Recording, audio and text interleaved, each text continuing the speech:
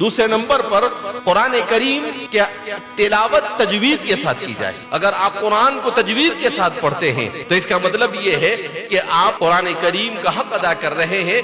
کیوں کہ قرآن کریم خود مطالبہ کرتا ہے، کیا کہتا ہے؟ وَرَتِّلِ الْقُرْآنَ تَرْتِيلًا، کہ قرآن کو ترتیل کے ساتھ پڑھنے کا مطلب یہ ہے کہ قرآن کو تجوید کے ساتھ پڑھو۔ تو اس لیے کہا اس کا دوسرا حق یہ ہے کہ اس کو قرآن کو ایسا پڑھا جائے، اقرأوا القرآن کما انزل، قرآن کو ایسا پڑھو جیسا کہ وہ نازل کیا گیا۔ رسول صلی اللہ علیہ وسلم کے زمانے میں جو قرآن کے ساتھ جتنا تعلق رکھتا تھا، حضور کی نگاہ میں وہ اتنا زیادہ بلند ہوا کرتا تھا۔ جو سب سے زیادہ قرآن کریم کا حافظ ہوتا، حضور اسی کو امیر بنا دیتے۔ اب جب حضور نے پوچھا کہ کس نے کتنا یاد کیا ہے تو حضرت عثمان ابن ابی العاص الثقفی نے کہا کہ مجھے فلاں فلاں فلاں فلاں فلاں صورتیں یاد ہے، تو سب سے زیادہ ان کو یاد تھا۔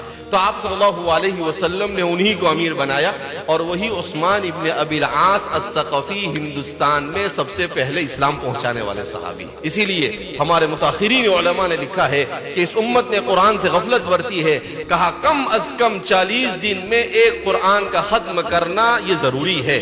اگر 40 دن میں بھی مسلمان قرآن کریم کو تلاوت کے ساتھ پورا نہیں کرتا ہے تو وہ مسلمان گنہگار ہوگا۔ امت میں ایک بڑا طبقہ ایسا ہے جس کو قرآن پڑھنا ہی نہیں آتا ہے اور ان کو فکر بھی نہیں ہے، لہذا ہمیں ان کے اوپر محنت اور کوشش کرنی چاہیے اور قرآن کریم کی طرف راغب کرنا چاہیے۔